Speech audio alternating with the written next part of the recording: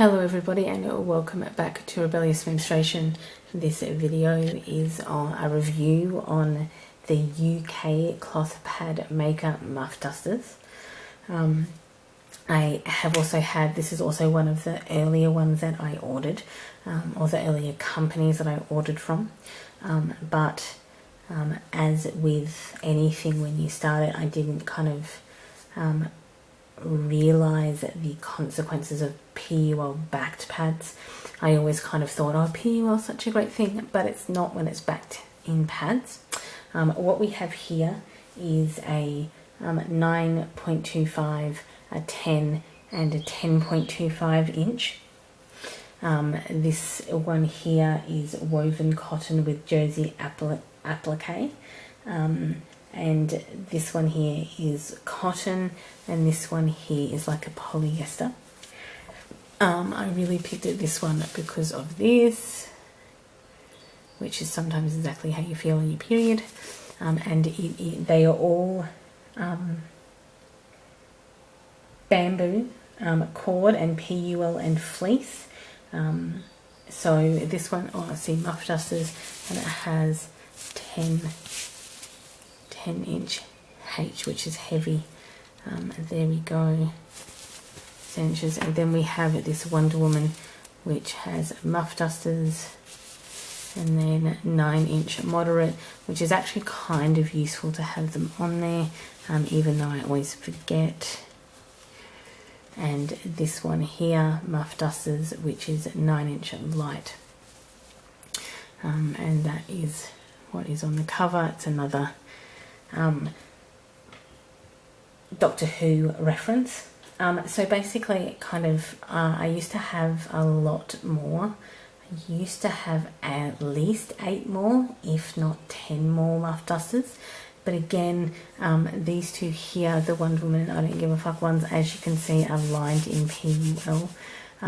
Or backed in PUL, and I find that PUL is very, very slippery, slips all over the place, and is very, very hard to maintain its integrity in your underwear. So that is a problem. This one here, you actually got to pick the backer, and obviously I picked a fleece backer because I knew that they actually stayed, by that point they stayed on better.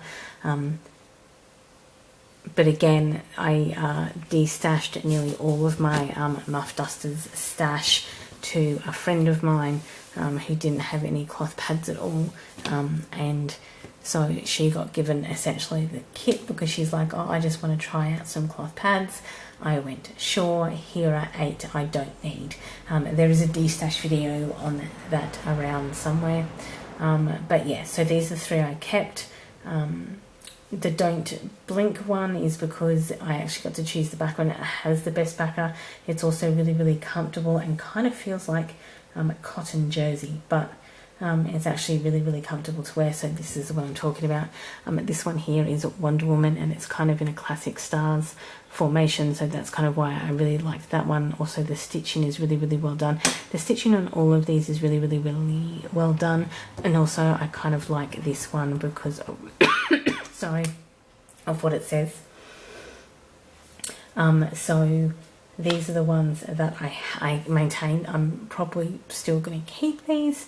I usually do wear the Weeping Angel one quite often. Usually the Wonder Woman one is in my travel pack.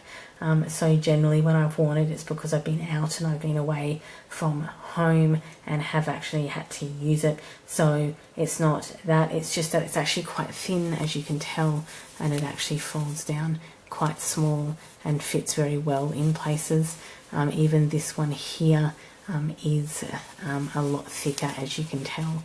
So in actual fact, this one, you can see how much thinner the Wonder Woman one is to the Weeping Angel one. So this one's actually very, very good as a travel pad, and so it is very, very useful for that. And this one, I just really, really like the message, even though this backer is quite horrendous. PUL inside of pads is okay, but to be honest, I've never really had an issue with bleed through because I change my pads. It's actually probably one of the biggest lessons I have learned over the past couple of years, is that you're kind of sold this idea that if you go to cloth, you're going to be bleeding through everywhere because it's not lined in plastic. When in actual fact, I had a lot more difficulty with single-use disposables. I had a lot more rashes and issues with single-use disposables, and I would overbleed my single-use disposables very, very rapidly, very, very quickly, and it was just really, really gross. I have never overbled a cloth pad. I've usually gone around the edges, so I usually bleed around here just because I'm such a center bleeder that's what happens. So I'll kind of bleed in this area here. But having said that, I change every 2 hours to every 3 hours. So I change in between 2 to 3 hours. I change relatively frequently because hygiene reasons, because I can, because I don't have to worry about it or think about it. I can go and change it. I can also clean and wash my pads, and I can maintain a better level of integrity than I could ever with single-use disposables, and that's tampons or pads. So in actual fact, I don't really need PUL anymore, and I don't really need PUL because I'm not concerned about bleeding through anymore. So if you are concerned, and I bleed between 60 and 70 mils per period, that is considered a normal bleeding on a period is considered between 40 and 80 mils. So I'm on the heavy end of bleeding, and I still don't bleed through these cloth pads. So just please be aware of what's going on. And your body is going to be unique to you, and your bleeding pattern will be unique to you. The type of pads that you'll need will be unique to you. So don't panic. Do a bit of experimentation and you'll find the way. And in my experimentation, I found that PUL, especially PUL Zabaka, is completely and utterly unnecessary. So, popping up on screen very, very shortly will be my subscribe button. It will also be the review from last year's Muffdusters. You will probably actually see in last year's review the stash that I had from Muffdusters that I ended up destashing, and I will also link up on screen the playlist to all of the cloth pads.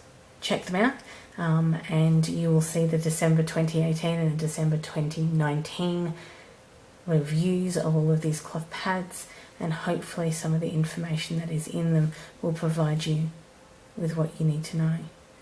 Thanks for watching. Enjoy your morning, afternoon or evening, depending on where you are in the day, and I'll catch up with you all in the next video. Bye everyone.